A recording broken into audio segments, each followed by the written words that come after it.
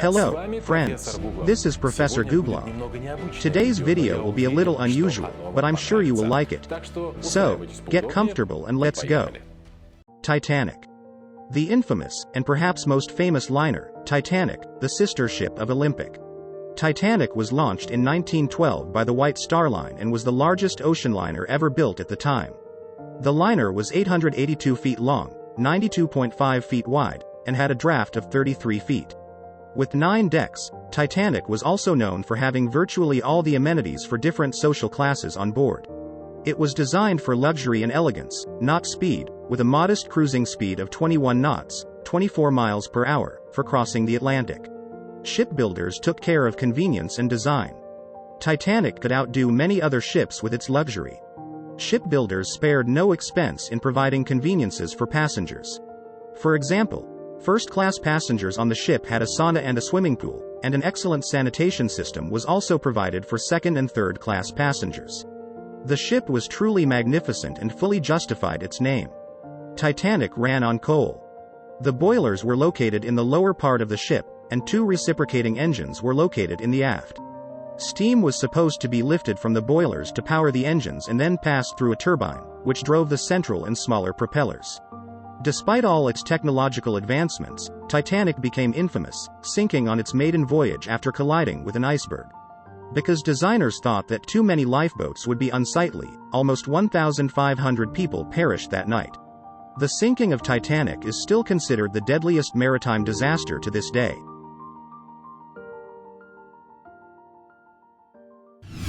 "50 Years of Victory." If you're used to warmer climates, you may be truly amazed by the huge icebreaker ship. Let's take a look at this beauty. The 50 Years of Victory is currently the largest icebreaker in the world. The ship navigates through very harsh conditions, waving the Russian flag. It was named in honor of the victory in the Great Patriotic War. This huge icebreaker, powered by 2 steam generators, is highly maneuverable and can travel at a speed of just over 21 knots, about 24 miles per hour or 40 kilometers per hour. Even in the middle of winter, the ship can travel at full speed. The icebreaker is 522 feet long, with a displacement of almost 3,200 short tons. It can break through ice up to 8.9 feet thick. That's impressive. There are many other beautiful icebreakers, but when it comes to navigating Arctic waters, no one can compare to the 50 Years of Victory.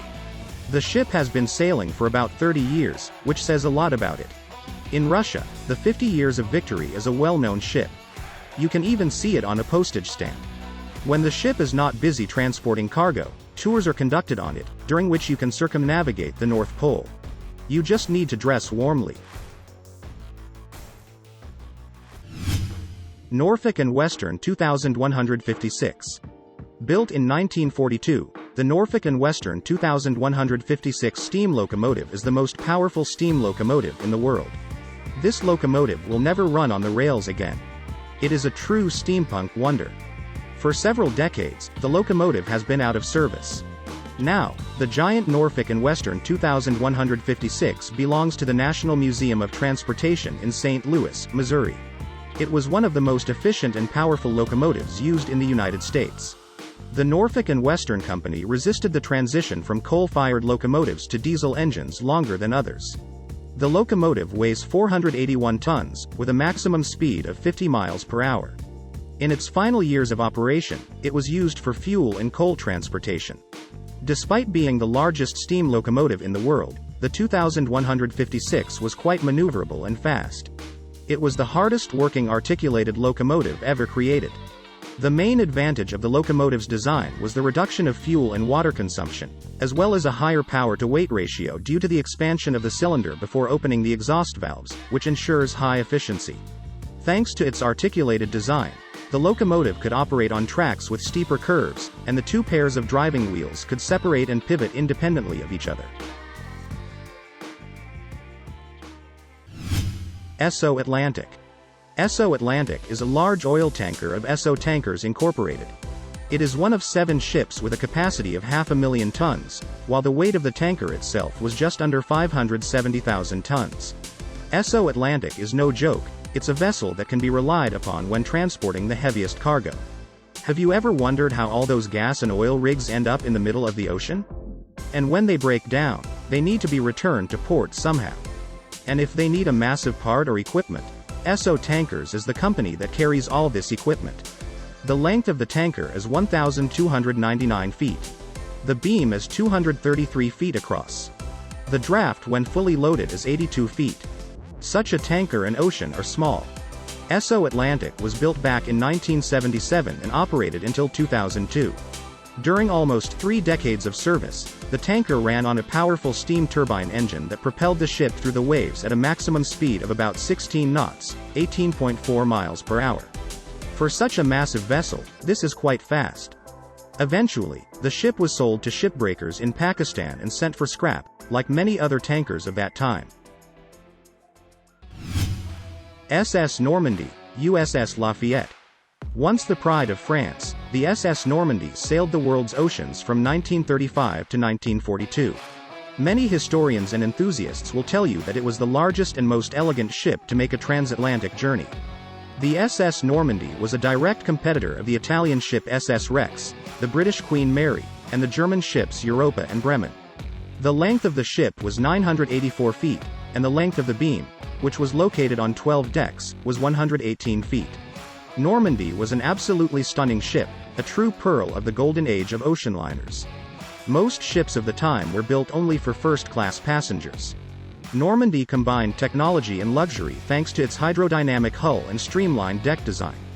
The maximum speed of the ship was 32.2 knots, 37 miles per hour. During its 7-year career, Normandy won the Blue Ribbon, the Atlantic Blue Ribbon, an award given to ocean liners for speed record when crossing the North Atlantic, several times. However, at the start of World War II, the French ship Normandy was seized by the United States and renamed USS Lafayette. Although the ship was intended for the upper echelons of society, it was to be converted into a military vessel.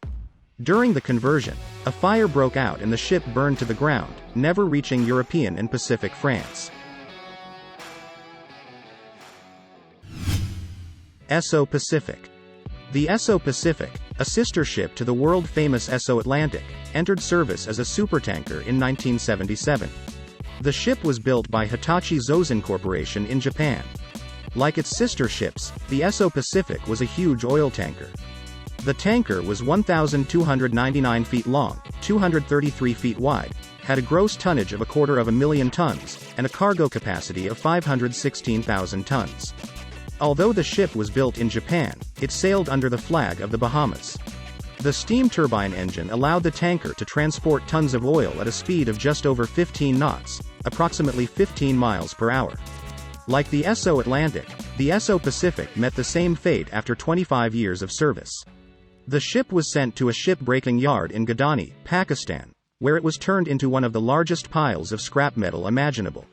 When we talk about the longest ships, we usually think of modern liners, but it is worth noting that people were already working hard to create massive ships in the 1970s, such as the Esso Pacific. Well, as I promised, the video was interesting. So, subscribe to the channel, give it a thumbs up. See you tomorrow. Bye for now.